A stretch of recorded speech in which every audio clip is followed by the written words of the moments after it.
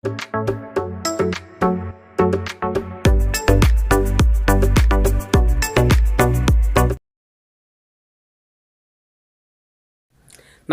ഏവർക്കും study Nifty മലയാളത്തിന്റെ daily market ന്യൂസിലേക്ക് സ്വാഗതം. യുഎസിലെ 3 മാർക്കറ്റുകളും 2025 ആദ്യ ട്രേഡിംഗ് ദിനം തന്നെ ഇടിയുകയുണ്ടായി. ഡൗ ജോൺസ് 0.36% ഇടിഞ്ഞു, S&P 500 0.22% ഇടിഞ്ഞു, നാസ്ഡാക്ക് 0.16% ഇടിഞ്ഞു. സ്റ്റോക്കുകളിൽ ടെസ്ലയാണ് കൂടുതൽ നഷ്ടമുണ്ടാക്കിയത്, 6.1% ഇടിവ് രേഖപ്പെടുത്തി. ഇന്നലെ ജോബ്ലെസ് ക്ലെയിംസ് ഡാറ്റയാണ് യുഎസിൽ നിന്ന് പുറത്തു വന്നത്. ഇത് ശക്തമായ തൊഴിൽ വിപണിയെ തന്നെയാണ് സൂചിപ്പിക്കുന്നത്. അതുകൊണ്ട് തന്നെ ഈ ജനുവരി 26, 27 തീയതികളിൽ നടക്കാനിരിക്കുന്ന ഫെഡറൽ റിസർവിന്റെ മീറ്റിംഗിൽ പലിശ നിരക്കിൽ മാറ്റം ഉണ്ടാകില്ല എന്നുള്ള സൂചനകൾ തന്നെയാണ് ഇത് തരുന്നത്. ഇന്ന് യുഎസിൽ ഇൻവെസ്റ്റേഴ്സ് ഉറ്റുനോക്കുന്നത് ഫെഡറൽ റിസർവ് ഒഫീഷ്യൽസിന്റെ സ്പീച്ച് വരുന്നുണ്ട്, അത് പ്രധാനപ്പെട്ടതാണ്. ഇനി യുഎസിൽ ലിസ്റ്റ് ചെയ്ത ഇന്ത്യൻ കമ്പനികളുടെ പ്രകടനത്തിലേക്ക് പോയാൽ ഇന്നലെ കൂടുതൽ നേട്ടമുണ്ടാക്കിയത് ഇൻഫോസിസ് ആയിരുന്നു. 3.28% ഉയർന്നു. വിപ്രോ 0.85% ഇടിവാണ് രേഖപ്പെടുത്തിയത്. ബാങ്കിംഗ് സൈഡിൽ ICICI ബാങ്ക് 0.17% നേട്ടം ഇടിവുണ്ടാക്കിയപ്പോൾ HDFC ബാങ്ക് 0.31% നേട്ടത്തിലാണ് ക്ലോസ് ചെയ്യുന്നത്. റിലയൻസ് ഇൻഡസ്ട്രീസ് 1% മുകളിൽ നേട്ടത്തിലും ക്ലോസ് ചെയ്തു. യൂറോപ്യൻ മാർക്കറ്റുകളും ഇന്നലെ നേട്ടത്തിലാണ് ക്ലോസ് ചെയ്തത്. കൂടാതെ യൂറോപ്യൻ മാർക്കറ്റിൽ വലിയ നേട്ടമുണ്ടാക്കിയത് ഓയിൽ ആൻഡ് ഗ്യാസ് സ്റ്റോക്കുകളായിരുന്നു. കൂടാതെ ഇന്നലെ ബ്രന്റ് ഫ്യൂച്ചേഴ്സും 2% മുകളിൽ നേട്ടത്തിലാണ് ക്ലോസ് ചെയ്യുന്നത്. സ്വർണ്ണവിലയിലേക്ക് വന്നാൽ 2 ആഴ്ചത്തെ ഉയർന്ന നിലയിലാണ് ഇപ്പോൾ ഗോൾഡ് ട്രേഡ് ചെയ്യുന്നത്. കേരളത്തിലെ ഇന്നലത്തെ സ്വർണ്ണവില 57,440 രൂപയാണ്. ന്യൂ ഇയറിനോടനുബന്ധിച്ച് ക്രിപ്റ്റോ കറൻസിയിലും ഒരു മുന്നേറ്റം കാണുന്നുണ്ട്. ബിറ്റ്കോയിൻ $97,000 മുകളിലാണ് ഇപ്പോൾ ട്രേഡ് ചെയ്യുന്നത്. ഇന്ത്യൻ മാർക്കറ്റിലേക്ക് വന്നാൽ ഇപ്പോൾ ബഡ്ജറ്റ് തന്നെയാണ് ഫോക്കസിലുള്ളത്. ബഡ്ജറ്റുമായി ബന്ധപ്പെട്ട് ധാരാളം സെക്ടറുകളുടെ ഒരു റാലി നമുക്ക് പ്രതീക്ഷിക്കാവുന്നതാണ്. കൂടുതൽ കാര്യങ്ങൾ നമ്മൾ മാർക്കറ്റ് ന്യൂസ് സെഗ്മെന്റിൽ പറയുന്നുണ്ട്. ഇന്നത്തെ നമ്മുടെ വീഡിയോയുടെ ലൈക്ക് ടാർഗറ്റ് 200 ലൈക്കുകൾ തന്നെയാണ്. എല്ലാ സുഹൃത്തുക്കളും ലൈക്ക് ചെയ്യും എന്ന് പ്രതീക്ഷിക്കുന്നു. ചാനൽ സബ്സ്ക്രൈബ് ചെയ്യാത്തവർ ഇപ്പോൾ തന്നെ ചാനൽ ഒന്ന് സബ്സ്ക്രൈബ് ചെയ്യുക. ഇന്ന് നമ്മൾ ശ്രദ്ധിക്കേണ്ട പ്രധാനപ്പെട്ട കുറച്ച് വാർത്തകളിലേക്കാണ്. പ്രധാനമായും ബഡ്ജറ്റ് തന്നെയാണ് ഇപ്പോൾ ഇന്ത്യൻ മാർക്കറ്റിൽ ഫോക്കസിലുള്ളത്. ബഡ്ജറ്റുമായി ബന്ധപ്പെട്ട് ധാരാളം സെക്ടറുകൾ ഫോക്കസിൽ ഉണ്ടാവാനുള്ള സാധ്യതയുണ്ട്. അതുപോലെ തന്നെ ഇപ്പോൾ ബാങ്കിങ് NBFCകൾക്ക് വളരെ പോസിറ്റീവ് ആവാൻ സാധ്യതയുള്ള ഒരു വാർത്ത വരുന്നു. ഫിനാൻഷ്യൽ സെക്ടർ പ്രതിനിധികൾ ഫിക്സഡ് ഡെപ്പോസിറ്റ് പലിശ നിരക്കിന്മേലുള്ള നികുതി കുറയ്ക്കാൻ നിർദ്ദേശിച്ചു. NBFCകൾക്കായി ഒരു റീഫൈനാൻസിംഗ് ഫണ്ട് സ്ഥാപിക്കാനുള്ള നിർദ്ദേശമുണ്ട്. പ്രത്യേകിച്ച് MSMEകൾ, ചെറുകിട വായ്പകൾ, പരിസ്ഥിതി സൗഹൃദ ആസ്തികൾ എന്നിവയ്ക്കുള്ള വായ്പ പിന്തുണയ്ക്കുന്നതിന് നബാർഡ്, സിഡ്ബിക്കോ ഈ ഫണ്ട് കൈകാര്യം ചെയ്യും എന്നും ഈ റിപ്പോർട്ട് പറയുന്നു. മറ്റൊരു കാര്യമുള്ളത്, അധിക റവന്യൂ ആനുകൂല്യമില്ലാതെ പ്രവർത്തനപരമായ വെല്ലുവിളികൾ ചൂണ്ടിക്കാട്ടി NBFCകളുടെ വ്യക്തിഗതമല്ലാത്ത കടം വാങ്ങുന്നവരുടെ TDS ഒഴിവാക്കാനുള്ള അഭ്യർത്ഥന വയ്ക്കുന്നുണ്ട്. ഏതായാലും 2025-26 സാമ്പത്തിക വർഷത്തേക്കുള്ള ബഡ്ജറ്റ് ഫെബ്രുവരി 1 ധനമന്ത്രി നിർമ്മല സീതാരാമൻ അവതരിപ്പിക്കും. ബഡ്ജറ്റുമായി ബന്ധപ്പെട്ട് ബാങ്കുകളും NBFCകളും വലിയ പ്രതീക്ഷയിൽ തന്നെയാണ് എന്നതാണ് ഈ വാർത്ത സൂചിപ്പിക്കുന്നത്. മറ്റൊരു വാർത്തയുള്ളത്, ഇന്ത്യയുടെ മാനുഫാക്ചറിംഗ് PMI ഡാറ്റ ഇന്നലെ പുറത്തു വന്നിരുന്നു. മാനുഫാക്ചറിംഗ് PMIയിൽ ഒരു ഇടിവാണ് ഇന്നലെ നമുക്ക് ഡാറ്റയിൽ കാണാൻ കഴിഞ്ഞത്. 2024 ഡിസംബറിൽ മാനുഫാക്ചറിംഗ് PMI 56.4 ആയിട്ടാണ് കുറഞ്ഞത്. 2024 ഏറ്റവും താഴ്ന്ന നിരക്കാണിത്. നവംബറിൽ 56.5 ആയിട്ടാണ് കുറഞ്ഞത്. ഇത് ഫാക്ടറി പ്രവർത്തനത്തിലെ മന്ദഗതിയിലുള്ള വികസനത്തിനെയാണ് സൂചിപ്പിക്കുന്നത്. ഇന്നത്തെ പ്രധാനപ്പെട്ട കുറച്ച് വാർത്തകളിലേക്കാണ്. ആദ്യം Bharti Airtel. AMP green energy 3യുടെ 26% ഓഹരികൾ 37.89 കോടി രൂപയ്ക്ക് സ്വന്തമാക്കാൻ ടെലികോം ഓപ്പറേറ്റർ കരാറിൽ ഏർപ്പെട്ട് കഴിഞ്ഞു. അടുത്തത് ബാങ്ക് ഓഫ് മഹാരാഷ്ട്രയാണ്. ഇയർ ഓൺ ഇയറിൽ ടോട്ടൽ ബിസിനസ്സിൽ 16.9% വർധനവ് രേഖപ്പെടുത്തി.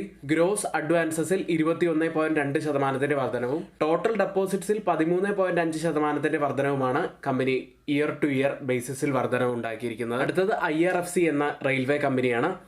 ഇന്ത്യൻ റെയിൽവേക്ക് വിതരണം ചെയ്യുന്നതിനായി REMCL നൽകുന്ന പുനരുപയോഗ ഊർജ്ജ പദ്ധതികൾക്ക് ധനസഹായം നൽകുന്നതിനായി IRFC REMCയുമായി ഒരു ധാരണാപത്രത്തിൽ ഒപ്പുവെച്ചു. മറ്റൊരു കമ്പനി റൈറ്റ്സ് ആണ്. കമ്പനിക്ക് പുതിയൊരു വർക്ക് ഓർഡർ ലഭിച്ചിട്ടുണ്ട്. 69.78 കോടി രൂപയുടെ പുതിയൊരു വർക്ക് ഓർഡറാണ് കമ്പനിക്ക് ലഭിച്ചത്. അടുത്തത് NHPC എന്ന കമ്പനിയാണ്. ടീസ്റ്റ ബി പവർ സ്റ്റേഷനിൽ ഒക്ടോബർ 4 വെള്ളപ്പൊക്കത്തിൽ നഷ്ടത്തിന് മെഗാ ഇൻഷുറൻസ് പോളിസിക്ക് കീഴിലുള്ള രണ്ടാമത്തെ പേയ്മെന്റ് കമ്പനിക്ക് 250 കോടി രൂപ ലഭിച്ചിരിക്കുന്നു. ഇന്ന് നമ്മൾ ശ്രദ്ധിക്കേണ്ട പ്രധാനപ്പെട്ട കുറച്ച് വാർത്തകളിലൂടെയാണ് കടന്നുപോയത്.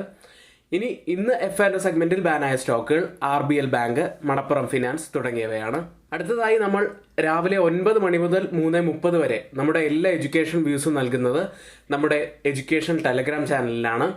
അപ്പോൾ ആർക്കെങ്കിലും ഈ പെയ്ഡ് ടെലഗ്രാം ചാനലിൽ ജോയിൻ ചെയ്യാൻ താല്പര്യമുണ്ടെങ്കിൽ തൊട്ടു മുകളിൽ നമ്മളിവിടെ കൊടുത്തിരിക്കുന്ന വാട്സപ്പ് നമ്പറിൽ മെസ്സേജ് അയച്ച് അല്ലെങ്കിൽ ഡിസ്ക്രിപ്ഷൻ ബോക്സിലെ ലിങ്ക് വഴിയോ നിങ്ങൾക്ക് അതിൽ ജോയിൻ ചെയ്യാവുന്നതാണ്. അടുത്തതായി FIDE ആക്ടിവിറ്റിയിലേക്കാണ്.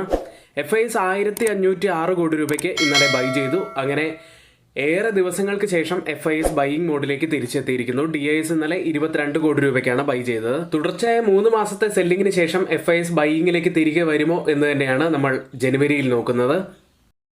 ഏഷ്യൻ മാർക്കറ്റുകളിലേക്ക് അവധിക്ക് ശേഷം ഇന്ന് ഓപ്പൺ ചെയ്ത ധാരാളം ഏഷ്യൻ മാർക്കറ്റുകൾ പോസിറ്റീവിലാണുള്ളത്. ഇനി ചൈനയിൽ നിന്നും പോസിറ്റീവായിട്ടുള്ള ഒരു വാർത്ത വരുന്നത് പീപ്പിൾസ് ബാങ്കിന്റെ ഭാഗത്ത് നിന്നും ചൈനയിൽ ഒരു ഇൻട്രസ്റ്റ് റേറ്റ് കട്ട് ഈ വർഷം ഉണ്ടാകും എന്ന് ഫിനാൻഷ്യൽ ടൈംസ് റിപ്പോർട്ട് ചെയ്യുന്നു. KOSPI market 1.97% നേട്ടത്തിലാണ്. സിംഗപ്പൂർ മാർക്കറ്റ് 0.51% നേട്ടത്തിൽ.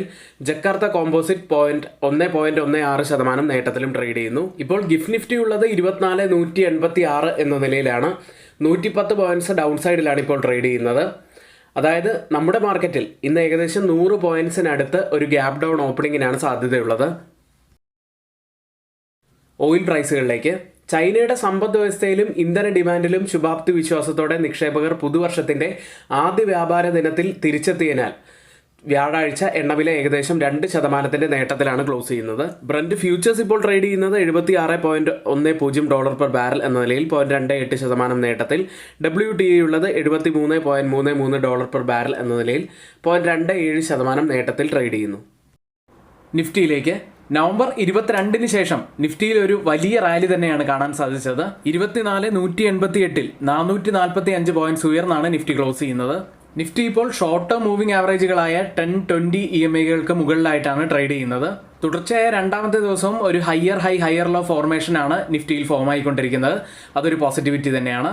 ഇന്നലത്തെ പ്രീ മാർക്കറ്റ് വീഡിയോയിൽ നമ്മൾ കൃത്യമായി തന്നെ പറഞ്ഞിരുന്നു ഇത് ഒരു റിവേഴ്സലിൻ്റെയൊക്കെ സൂചനകളായിട്ട് തന്നെ നമുക്ക് കണക്കാക്കാമെന്ന്.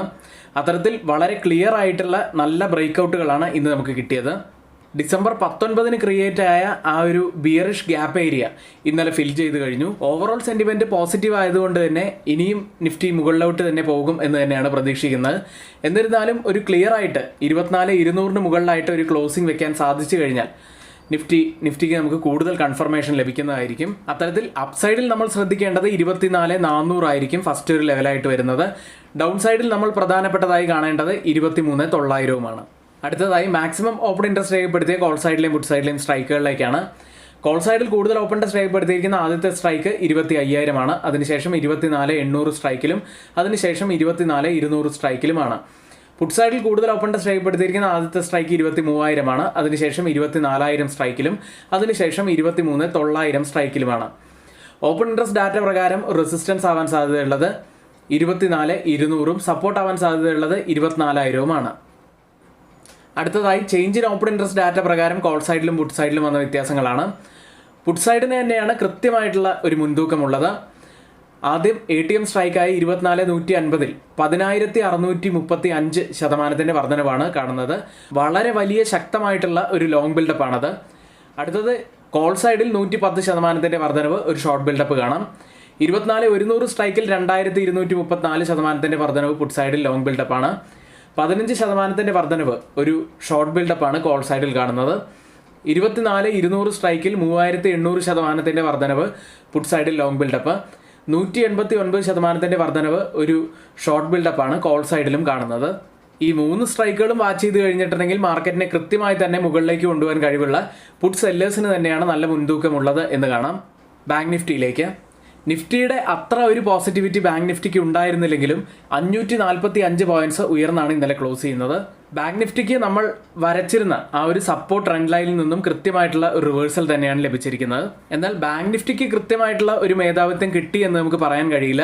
കാരണം 52,000 ബ്രേക്ക് ചെയ്ത് കഴിഞ്ഞാൽ മാത്രമേ ബാങ്ക് നിഫ്റ്റിക്ക് കൂടുതൽ ഉയരങ്ങളിലേക്ക് പോകാൻ കഴിയുകയുള്ളൂ. അതായത് ബാങ്ക് നിഫ്റ്റിയുടെ ഇപ്പോഴത്തെയും ഒരു ട്രേഡിംഗ് റേഞ്ച് എന്നത് 50,500 മുതൽ 52,000 വരെയുള്ള റേഞ്ചിനുള്ളിൽ തന്നെയാണ്. ഡൗൺ സൈഡിൽ നമ്മൾ ശ്രദ്ധിക്കേണ്ട ഒരു ലെവൽ 50,500 മാക്സിമം ഓപ്പൺ ഇൻട്രസ്റ്റ് രേഖപ്പെടുത്തിയ കോൾ സൈഡിലെയും പുട്ട് സൈഡിലെയും സ്ട്രൈക്കുകളിലേക്കാണ്. കോൾ സൈഡിൽ കൂടുതൽ ഓപ്പൺ ഇൻട്രസ്റ്റ് രേഖപ്പെടുത്തിയിരിക്കുന്ന ആദ്യത്തെ സ്ട്രൈക്ക് 53,000 അതിനുശേഷം 54,000 സ്ട്രൈക്കിലും അതിനുശേഷം 52,000 സ്ട്രൈക്കിലുമാണ്. പുട്ട് സൈഡിൽ കൂടുതൽ ഓപ്പൺ ഇൻട്രസ്റ്റ് രേഖപ്പെടുത്തിയിരിക്കുന്ന ആദ്യത്തെ സ്ട്രൈക്ക് 51,000 അതിനുശേഷം 51,500 സ്ട്രൈക്കിലും അതിനുശേഷം 49,000 സ്ട്രൈക്കിലുമാണ്. ഓപ്പൺ ഇൻട്രസ്റ്റ് ഡാറ്റ പ്രകാരം റെസിസ്റ്റൻസ് ആവാൻ സാധ്യതയുള്ളത് നമ്മൾ പറഞ്ഞതുപോലെ 52,000 സപ്പോർട്ട് ആവാൻ സാധ്യതയുള്ളത് 51,000. ഇന്ത്യ വിക്സിലേക്ക് 13.74 5.31% ഇടിഞ്ഞാണ് ഇന്ത്യ വിക്സ് ക്ലോസ് ചെയ്യുന്നത്. ഇന്ന് നമ്മൾ ശ്രദ്ധിക്കേണ്ട ഏറ്റവും പ്രധാനപ്പെട്ട കുറച്ച് കാര്യങ്ങളിലൂടെയാണ് നമ്മൾ പോയത്. ഇനി ഇവിടെ നമ്മൾ ഷെയർ ചെയ്തിരിക്കുന്ന പ്രധാനപ്പെട്ട കുറച്ച് വാർത്തകൾ ഏറ്റവും ഓതറൈസ്ഡ് ആയിട്ടുള്ള സൈറ്റുകളായ Moneycontrol, Mint, Reuters, CNBC, Financial Express തുടങ്ങിയ മാധ്യമങ്ങളിൽ നിന്നാണ് നമ്മൾ എടുത്തിരിക്കുന്നത്. മറ്റുള്ളവയെല്ലാം നമ്മുടെ വ്യൂസ് മാത്രമാണ്, ഒരിക്കലും അത് റെക്കമെൻഡേഷൻ അല്ല, നിങ്ങളുടെ എഡ്യൂക്കേഷൻ പർപ്പസിന് വേണ്ടി മാത്രമാണ് അതിവിടെ ഷെയർ ചെയ്തിട്ടുള്ളതും. എങ്കിൽ ഇന്നത്തെ ഈ വീഡിയോ ഇവിടെ പൂർത്തിയാവുകയാണ്. ഏവർക്കും നന്ദി.